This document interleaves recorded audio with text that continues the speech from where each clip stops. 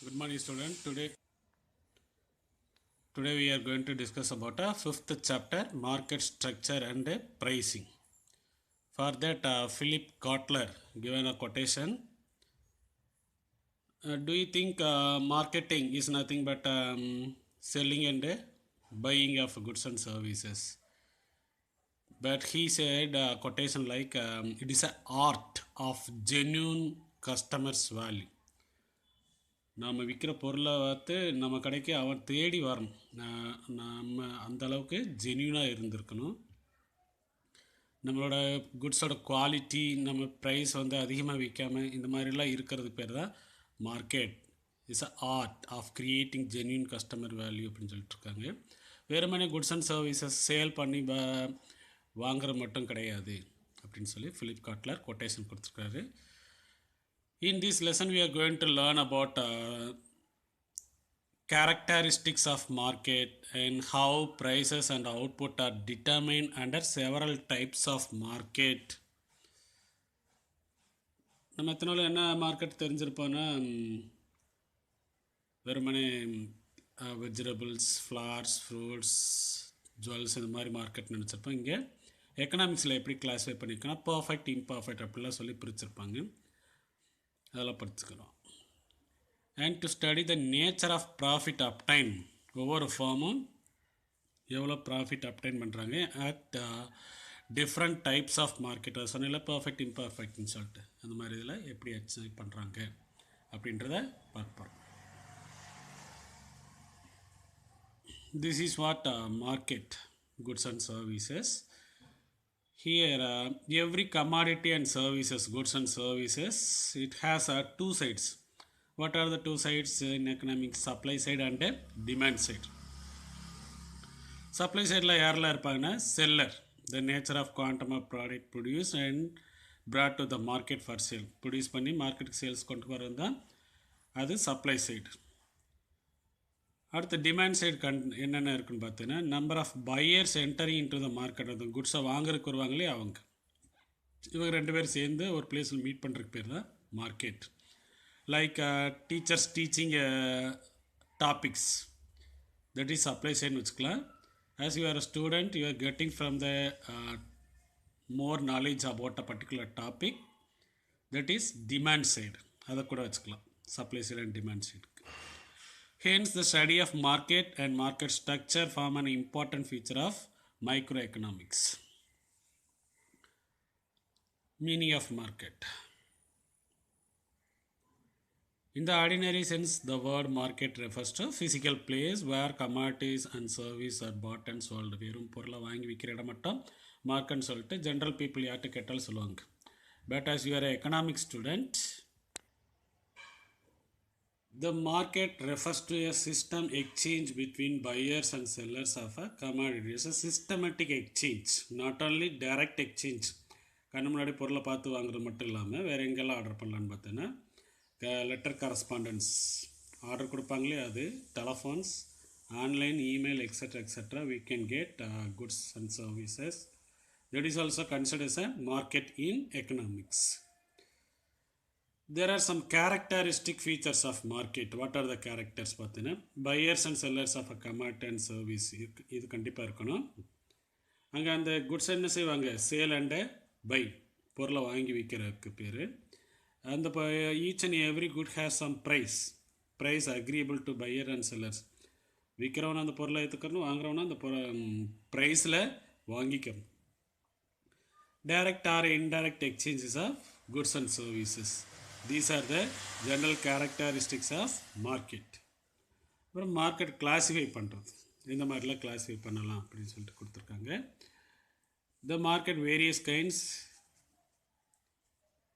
On the basis of area, on the basis of time, on the basis of structure அப்படின்னு சொல்லிட்டு classify பண்ணியிருப்பாங்க. First on the basis of area பார்த்தீங்கன்னா, local area, provincial area, national, international மார்க்கெட்டில் படிச்சிருக்கோம் இல்லையா, அதுதான் on the base of area. Not only on the base of geographical spread, but also the nature of goods exchange. எங்கே இருந்து எங்கே goods exchange ஆகிறத பொறுத்து அது நேஷனல் மார்க்கெட்டா, இன்டர்நேஷ்னல் மார்க்கெட்டா, ரீஜனல் மார்க்கெட்டான்னு சொல்லிட்டு ஐடென்டிஃபை பண்ணிக்கலாம். First local market. ஒரு குட்ஸ் அண்ட் சர்வீசஸ் வந்து பர்டிகுலர் லொக்காலிட்டியில் மட்டும் எக்ஸ்சேஞ்ச் ஆகுதுன்னா அந்த மார்க்கெட் பேர் என்னது? Local market. என்னென்ன குட்ஸ் எல்லாம் அந்த மாதிரி எக்ஸ்சேஞ்ச் ஆகுன்னு பார்த்தீங்கன்னா, perishable goods and semi durable goods like vegetables, fruits இதெல்லாம் லோக்கல் மார்க்கெட்டில். ஏன்னா சீக்கிரமே என்ன ஆயிரும், கெட்டு போயிடும். அதனால் ப்ரொடியூஸ் பண்ண சேல்ஸ் பண்ண ஆரம்பிச்சிடும். அதனால் அது லோக்கல் மார்க்கெட். அடுத்து ப்ரொவிஷனல் மார்க்கெட்னால் ஒரு ரீஜியன், பர்டிகுலர் ரீஜியனுக்குள்ளே goods and services bought and sold நடந்துச்சுன்னா அதுக்கு பேர் என்ன market? Regional or provincial market. Example provincial newspaper ஹெட்டிங்கில் பார்த்தீங்கன்னா, டாப்பில் பார்த்தீங்கன்னா எந்த ஏரியாவில் ப்ரொடியூஸ் பண்ணுது அப்படின்னு சொல்லிட்டு போட்டிருப்பாங்க. அடுத்து national market, through out the nation, India ஃபுல்லாக. இப்போ நம்ம இந்தியாவில் இருக்கனால இந்தியா ஃபுல்லாக, அதர்வைஸ் இப்போ அமெரிக்கன் மார்க்கெட்னா அமெரிக்கா ஃபுல்லாக அந்த மாதிரி இருக்கும். Sold but throughout the country. Example market for tea, coffee, cement, electrical goods இதெல்லாம் என்ன செய்யும்? Throughout the nation exchange ஆகிட்டுருக்கு. அதனால் அது என்ன market? National market. International market பார்த்தோன்னா த்ரூ அவுட் வேர்ல்டு, குளோபல் லெவலில் வந்து குட்ஸு பாட் அண்ட் சோல்டு நடந்துச்சுன்னா அதுக்கு பேர் இன்டர்நேஷ்னல் மார்க்கெட். பெட்ரோல், கோல்டு இதெல்லாமே என்ன ஆகுது? இப்போல்லாம் செல்ஃபோன்ஸ் எல்லா குட்ஸுமே என்னது? Throughout the world exchange நடந்துகிட்ருக்கு. அது இன்டர்நேஷ்னல் மார்க்கெட். இது என்னது? On the basis of area. அடுத்து பார்க்க போகிறது classification on the basis of time. Time வந்து நம்ம இந்த வாட்சில் இருக்க டைம் அந்த டைம் கிடையாது. இங்கே என்ன சொல்கிறாங்கன்னா, எக்கனாமிக்ஸில் ஆல்ஃப்ரட் மார்ஷல் என்ன சொல்கிறாருன்னா, நேச்சர் ஆஃப் ஃபேக்டர்ஸ், அது ஃபிக்ஸ்டு ஃபேக்டரா, வேரியபிள் ஃபேக்டரா, அதை யூஸ் பண்ணி ப்ரொடக்ஷன் ப்ராசஸ் எப்படி நடக்குது, எப்படி சப்ளை வந்து என்னென்ன மாதிரி டிமாண்டெல்லாம் ஃபுல்ஃபில் பண்ணுறாங்க, அப்புறம் ப்ரைஸ் ஆஃப் த ப்ராடக்ட், இதெல்லாம் சேர்ந்து தான் ஒரு டைம் ஃபேக்டராக ஃபிக்ஸ் பண்ணுறாங்க.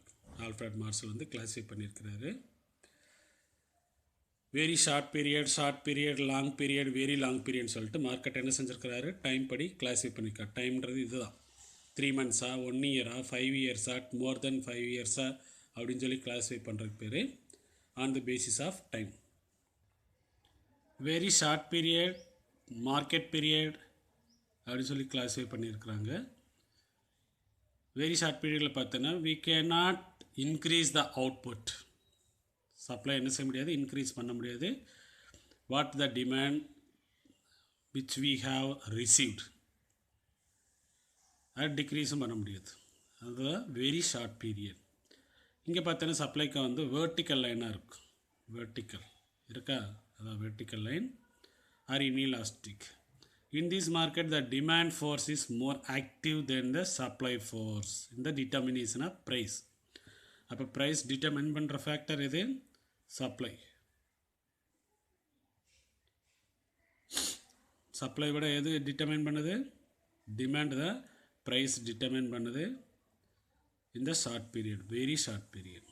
Example, given an inelastic supply for food, an increase in its demand during a flood situation rises the price of food.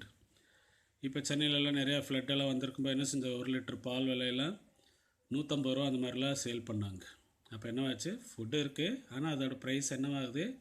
Very short பீரியடில் இன்க்ரீஸ் ஆகும். ஆனால் சப்ளை என்ன செய்ய முடியாது? அந்த அளவுக்கு இன்க்ரீஸ் பண்ண முடியாது. we cannot increase, அண்டர்லைன் பண்ணியிருக்குல்ல, அதான். அடுத்து ஷார்ட் பீரியட் மார்க்கெட். இதில் என்ன செய்யணும்? we can be increase some extent or decrease the quantum of supply of product because the supply curve little more elastic. அதனால தான் curve அப்படி போட்டிருக்கு. In this period some factor continue to be fixed and work a little more intensively to meet increase in demand. இந்த போண்டா ஸ்டாலில் இருக்கு இல்லையா, அங்கெல்லாம் பார்த்தீங்கன்னா suppose நம்ம திடீர்னு ஆர்டர் கொடுத்தோம்னா, இப்போ இந்த தீபாவளி சீசனுக்குலாம் பார்த்தீங்கன்னா நிறைய ட்ரெஸ்ஸு இந்த மாதிரிலாம் சேல்ஸ் ஆகும். அப்போ 2-3 பேர் லேபர்ஸை இன்க்ரீஸ் பண்ணிவிட்டு அந்த டிமாண்ட் என்ன செஞ்சிடலாம்? ஃபுல்ஃபில் பண்ணிடலாம். இது ஷார்ட் பீரியட் நடக்குது. அடுத்து லாங் பீரியடில் பார்த்தோன்னா the quantum of supply product can be increase or decrease very large extent. எவ்வளோ வேணாலும் நம்ம சப்ளை பண்ணலாம். Because all factors are variable. Very much elastic. சப்ளைக்கு பார்த்தோன்னா என்னது? Very much elastic. Meet and increase in demand. How we can meet all the demand, because all the factors are variable factors in the long run. That's why we can supply more product, whatever may be the demand we received. There are no fixed factors, and therefore there is a possibility for larger changes in supply. Price of the product cannot be as high as in the case of short run. Price வந்து என்னவா இருக்கும், கொஞ்சம் கம்மியாக இருக்கும் short ரன்னை compare பண்ணும்போது. அடுத்து very long period or secular period market, world related. It occur when entire economy undergoes drastic change. Total economy என்னவாகுன்னா change ஆகும். இப்போ இந்த ஆண்ட்ராய்டு ஃபோனில் நம்ம யூஸ் பண்ணும்போது கேமரா அதிலே இருக்குது. அதனால் அந்த கேமரா இண்டஸ்ட்ரி என்னவாயிடுச்சு, க்ளோஸ் ஆயிடுச்சு. இந்த மாதிரி டிராஸ்டிக் சேஞ்ச் நடக்கும். அது என்னது, very long period. Newer technologies are introduce, most modern products are produce, several new methods of production are adapted in the production process with improvement of taking place in technology. இங்கே ஒரு உனக்கு example என்ன கொடுத்துருக்காங்கன்னா, முன்னாடியெல்லாம் இந்த save பண்ணி வைக்கிறதுக்கு ஸ்டோரேஜ்க்கு வந்து கேசட் ரெக்கார்டு பார்த்துருக்கீங்களா, டேப் ரெக்கார்டு அது இருக்கும். அதுக்கப்புறம் சேவிங் டிவைஸ் வந்து ஃப்ளாப்பிஸ் யூஸ் பண்ணாங்க. அந்த கேஸ்ட் ரெக்கார்டெலாம் போச்சு. ஃப்ளாப்பிஸ்க்கு பதிலாக சிடி காம்பேக்ட் டிஸ்க் யூஸ் பண்ணாங்க. அதனால் அந்த ஃப்ளாப்பிஸோட ப்ரொடக்ஷனில் அது போயிடுச்சு. இந்த சிடியில் இருக்கிறதுக்கு பதிலாக அடுத்து பென்ட்ரைவ் இன்ட்ரடியூஸ் பண்ணாங்க. அதனால் சிடி ப்ரொடக்ஷன் அதெல்லாமே அதோட சேவிங்ஸ் எல்லாம் போயிடுச்சு. So this is what drastic change, new method of production, new technology. இதெல்லாம் எங்கே நடக்குன்னா வெரி லாங் பீரியடில் நடக்கும். இது வேர்ல்டு லெவலில் நடக்கும். These are all periods come under on the basis of time. அடுத்து on the basis of quantity of commodity, wholesale market and retail market. Wholesale மார்க்கெட்டில் என்ன நடக்குன்னு பார்த்தீங்கன்னா bulk of buying and selling நடக்கும். கிளாத்திங் மார்க்கெட், கிராசரி மார்க்கெட்டில் அது நடக்கும். இங்கே என்ன செய்யணும், ப்ரைஸு ரொம்ப கம்மியாக இருக்கும் மற்ற லோக்கல் மார்க்கெட்டில், ரீட்டைல் மார்க்கெட்டில் இருக்கிறத விட. ரீட்டைல் மார்க்கெட்டில் பார்த்தீங்கன்னா ப்ரைஸ் கொஞ்சம் ஹையாக இருக்கும். Selling or buying of commodities in small quantities. இதுவும் கிளாத்திங் அண்ட் வெஜிடபிள்ஸ். இங்கே கொஞ்சமாக வாங்குவாங்க, ஹோல்சேலில் பல்காக வாங்குவாங்க. On the basis of quantity of a commodity பொறுத்து அது மாறும். அடுத்து on the basis of competition, perfect competition and imperfect competition. Imperfect காம்படிஷனில் என்னென்ன மார்க்கெட்டில் இருக்குதுன்னு பார்த்தீங்கன்னா monopoly, monopolistic competition, duopoly, oligopoly மார்க்கெட்ஸ்னு சொல்லிட்டு கிளாஸிஃபை பண்ணியிருப்பாங்க.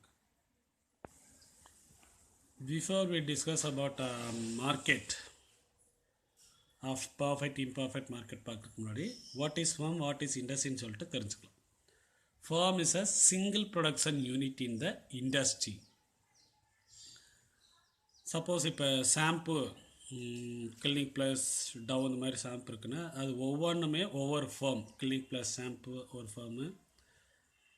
இல்லை செல்ஃபோன்ஸில் பார்த்தீங்கன்னா சாம்சங், ரெட்மி, ரியல்மி எல்லாம் இருக்கு இல்லையா, ஒவ்வொன்றும் ஒவ்வொரு ஃபார்ம், சிங்கிள் யூனிட். அந்த செல்ஃபோன் கம்பெனிஸ் எல்லாம் ஒன்றா சேர்ந்தாங்கன்னா அதுக்கு பேர் இண்டஸ்ட்ரி.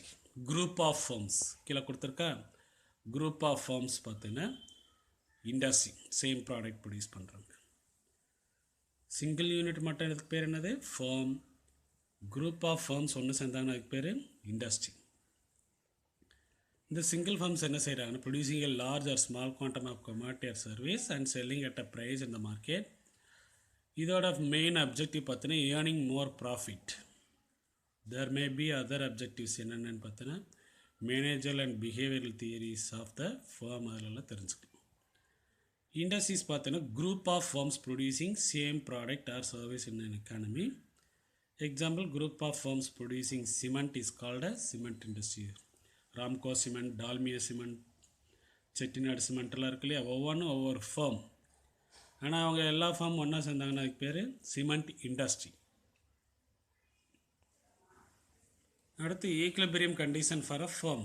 ஒரு ஃபார்ம் வந்து எப்போ ஈக்லிபிரியம் ஆகும், டிமாண்ட் சப்ளை ஈக்குவலாக இருக்கிற இடம் என்னது, ஈக்லிபிரியம்னு சொல்லிட்டு லாஸ்ட் லெசன் அதுக்கு முந்தைய லெசனில் படிச்சிருக்கோம் இல்லையா. சரி, மேக்ஸிமம் ப்ராஃபிட் எந்த ஃபார்ம் அச்சீவ் பண்ணுறாங்களோ அங்கே என்ன நடக்குது, ஈக்விலிபிரியம் அச்சீவ் பண்ணிட்டாங்க அந்த ஃபார்ம் சொல்லிக்கலாம். எக்ஸாம் இங்கே 2 அப்ரோச்சஸ் மூலமாக இதை என்ன செஞ்சுக்கலாம் எக்ஸ்பிளைன் பண்ணியிருக்கிறாங்க. TC and TR maximum profit calculate பண்ணுறதுக்கு. அடுத்து total curve approach and marginal curve approach, 2 approach என்னன்னு சொல்லியிருப்பாங்க. எதில் ஈக்குலிபிரியம் ஆகுறாங்க, எது சஃபிஷியன்ட் எது இன்சஃபிஷியன்ட் சொல்லி பார்க்கலாம். இந்த டயக்ராம் பார்த்திங்கன்னா total cost curve, total revenue curve. இந்த ஏரியாவில் பார்த்தீங்கன்னா மேக்ஸிமம் காஸ்ட்டை விட ரெவன்யூ என்னவாக இருக்குது, அதிகமாக இருக்குது. அந்த gap between total cost and total revenue high and 50 unit of commodity. இங்கே தான் நம்ம மேக்ஸிமம் ப்ராஃபிட் கிடைக்கும்.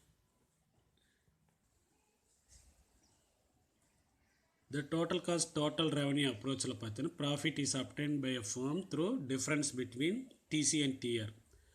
Revenue oda cost கம்மியா இருந்துச்சுனா profit அதிகமா இருக்கும், revenue oda cost அதிகமா இருந்துச்சுனா அங்க loss வந்துரும். So equilibrium is obtained at a point where maximum difference between TC and TR. முன்னாடி டயக்ராம்ல காட்டியிருந்தேன்ல அதுதான். This TC-TR method is not generally adopted in the calculation of maximum profit க்கு இது use பண்றதில்ல. அதனால் என்ன பண்ணுறாங்கன்னா எம்சிஏ ஈக்குவல் டு எம்ஆர் அப்ரோச் தான் இந்த ப்ராஃபிட் லாஸ் கால்குலேஷனுக்கு எக்கனாமிஸ்ட்டு யூஸ் பண்ணுறாங்க. ஸோ அந்த MC curve approach marginal curve அப்ரோச்னால் என்னென்னு பார்க்கலாம். In this approach the following 2 conditions are verified obtain equilibrium of a firm. என்னென்னா எம்சி ஈக்குவல் டு எம்ஆர்ன்ற அப்ரோச்சு, அடுத்து MC curve cuts MR curve from below அப்படின்ற approach அடுத்து பார்க்கலாம். MC curve approach MC equal to MR இந்த point, அப்புறம் MC curve cuts MR curve from below. இந்த line இருக்குல்லையா ஹரிசாண்டல் லைன், இதில் தான் ப்ரைஸு ஏஆர் எம்ஆர் எல்லாமே இந்த லைனில் தான் இருக்கும். அடுத்து எம்சி ஈக்குவல் டு எம்ஆர் பார்த்தீங்கன்னா இட்ஸ் ஹைப்போதெட்டிக்கல் சிச்சுவேஷன், இமேஜினேஷன் நம்ம பண்ணிக்கிறோம். ரேஷனல் செல்லர்னா யார், minimum cost maximum benefit, minimum product maximum profit earn பண்ணுறவங்க. Through MC equal to MR that point since continue producing his profit is increasing. MC கம்மியாக இருக்கும்போது MR அதிகமாக இருந்துச்சு, என்ன செய்வாங்க கண்டினியூ பண்ணிகிட்டே இருப்பாங்க ப்ரொடக்ஷனை, அப்போ ப்ராஃபிட் வரும். When produce output beyond 1 unit till he reaches 5 units is MC less than MR. இந்த ஏரியா இதுவரையும் என்ன செஞ்சு லெஸ் தென் எம்ஆர் இருக்கிற வரை ப்ரொடியூஸ் பண்ணிட்டு போவான், அவனுக்கு ப்ராஃபிட் கிடச்சிட்டே இருக்கும். This is advantage for the producer to continue his production. அதுக்கப்புறமா அந்த தாண்டி போயிட்டான், அந்த 5 யூனிட்ஸை தாண்டி போயிட்டான்னா, இந்த இருக்கு இல்லையா 5 யூனிட்ஸை தாண்டி ப்ரொடியூஸ் பண்ணாங்கன்னா அங்கே காஸ்ட் என்னவாயிருது, இன்க்ரீஸ் ஆகிடுது. MC and greater than MR cost increase ஆகிடுது, ரெவன்யூ கம்மியாகிடுது. அப்போ என்ன நடக்கும், இன்கரல் லாஸ். அங்கே என்ன வர இன்கர் லாஸ். தேர்ஃபோர் அவன் எதோட நிறுத்திக்கிறான், set to be equilibrium at a point maximum profit when MC is equal to MR, அந்ததோட நிறுத்திக்கிறான். This is first condition of equilibrium, but this is not a sufficient condition. அதனால தான் MC cuts MR curve from below அப்படின்னு சொல்லி கொடுத்துருக்குறாங்க. From below அது the firm and a perfect competition, the factor horizontal price line, it is also AR and MR சொல்லியிருந்தாலே a firm under imperfect competition focus a declining price line, imperfect competition declining price line. The MC is U-shaped இருக்கும், MR at 2 points both from AB and also from below the point. A is upper point, B இருந்தாலும் இந்த இடத்துல என்ன ஆகுது, அவனுக்கு profit அதிகமாகுது.